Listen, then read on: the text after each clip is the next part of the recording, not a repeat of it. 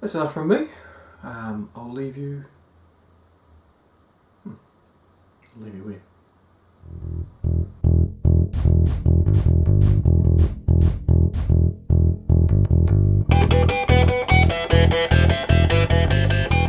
Happy Homebrew Wednesday, everybody. I am finally getting around to drinking Dan's All Grain Amber Ale.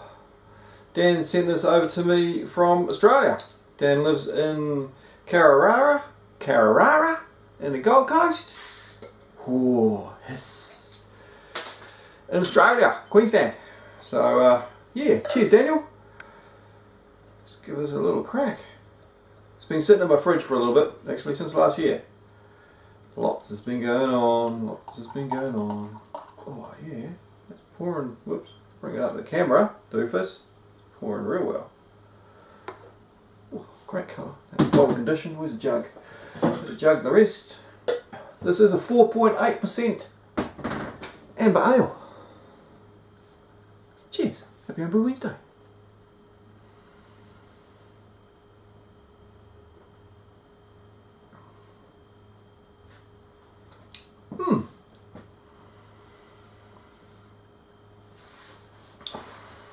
That's alright. If anything, I'd say that it's a little bit oxidised. There's not a lot of nose on it. Not a lot of nose at all. Metallic. That's what it is. It's got a slight metallic taste to it. That's really easy to drink, Dan. So wow, what a week. Alright. I brewed my Dunkelweizen on Saturday night, so that was fun. That was a lot of fun because I was putting my brew gear all back together again Saturday afternoon in preparation for the brewing on Saturday night. And during that preparation time, I broke some stuff. So I thought I'd take the opportunity to do a little tip in under 5 minutes about what I broke and how it broke, so that other people can learn from it. But anyway, it didn't stop the brewing. I improvised and I could continue on. I have some new equipment, another sight glass coming in from China, and I'm going to use instead of one of the polycarbonate tubes. Anyway, the brew went well, and the Dunkelweizen is fucking fermented fast. That M40 is a beast. That Mangrove Jack, bloody M40 yeast just goes racing through. But yeah, the Dunkelweizen is my first beer for the War of the Wheats. I'm going to do two. I'm going to do a Weizen beer as well, as soon as the fermenter's free and I can put it in there, and then I'll pick between those two beers and work out which one's the nice one, and I'll chuck it into the War of the Wheats competition. Speaking of competitions, SJPORR. It's been announced. Well, it hasn't been announced. SJ jumped up online and he put the gauntlet down and said, right, what should we be doing for the 2014 SJPORR experiment? And to submit your ideas and give it a title name of My Idea for the 2014 Home Brewing Experiment.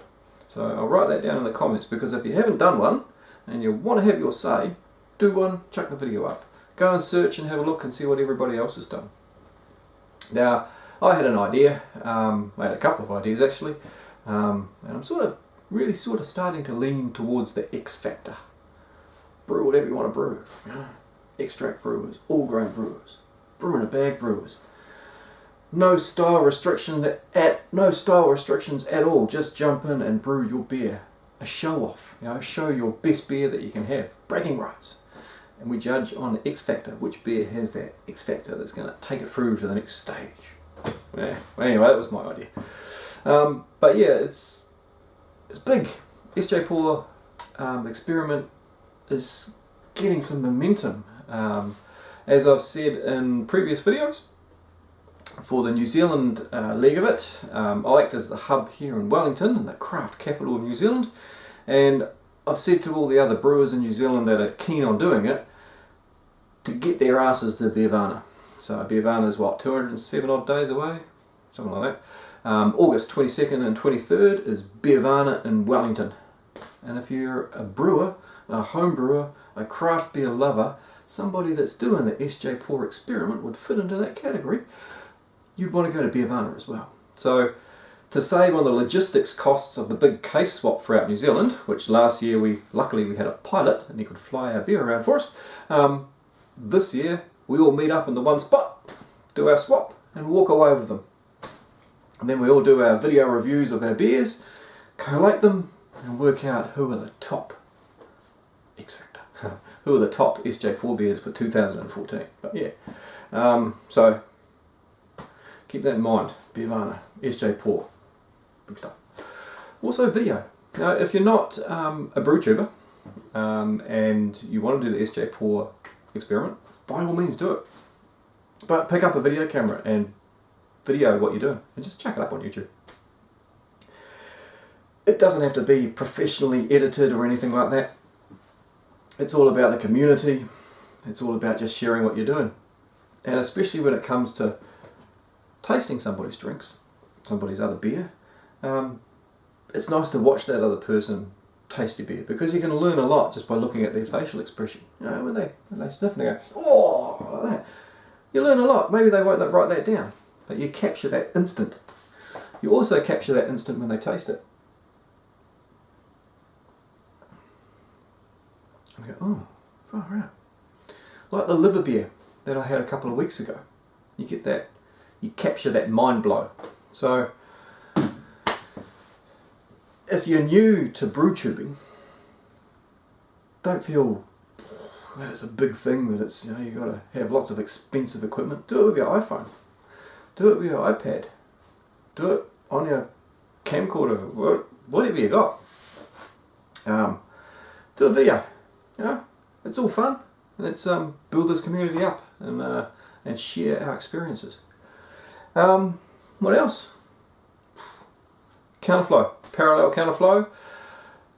I've got the bits, or all but 2 or 3 bits. So I will be starting to put that together very soon, and putting together a video for the build of the parallel counterflow. Nice and thick, holding up nicely. Cheers, Daniel. That is a nice beer. As I sort of indicated on a little bit earlier, there might be a little bit of a metallic hint in there. Not a bad metallic hint, but just a little metallic hint that I can pick up.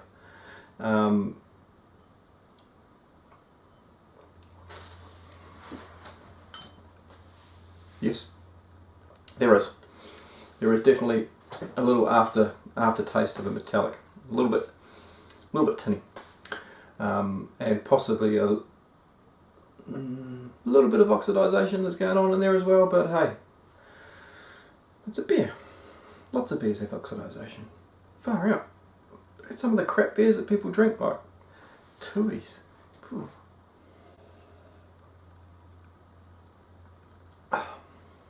And Steinlager and Heineken. They all got faults in them. This one, it's nice to drink. It's a pleasure to drink, in fact. Well done, Daniel. Anyway, cheers for watching, cheers for liking, cheers for commenting, and cheers for subscribing. And I'm looking forward to everybody's little video responses about the SJPORR 2014 experiment. What should we do? Let's get this ball rolling, eh? This one's going to be a big one. Cheers. Have yourself another one.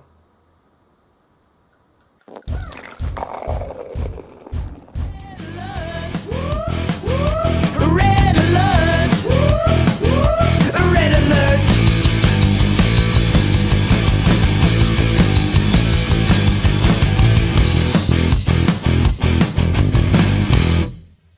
There's a little bit of a fruity ester that's just sitting in the back end of it. But that fruity ester is sort of mingling with a metallic flavour, a slight metallic flavour. Not a horrible metallic flavour, more like a copper coin or a tinny, slightly tinny metallic flavour, which would come from, it might be part of the water. It might be, you might have to play around with your water chemistry just a little bit, Daniel. Might be worthwhile getting a report on your water and finding out what the metals are in your water. They might be a little bit heavy, and it might be something that you're totally used to. because if you drink the water all the time, you probably wouldn't notice it.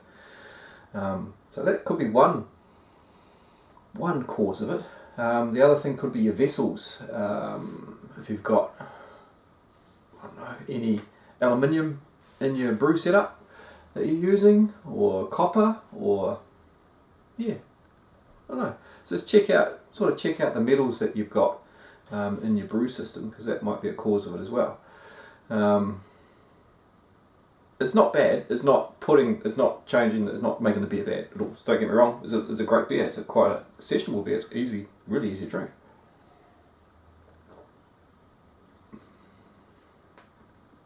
It's just that there is a little bit of a tinny flavour just on the back of it.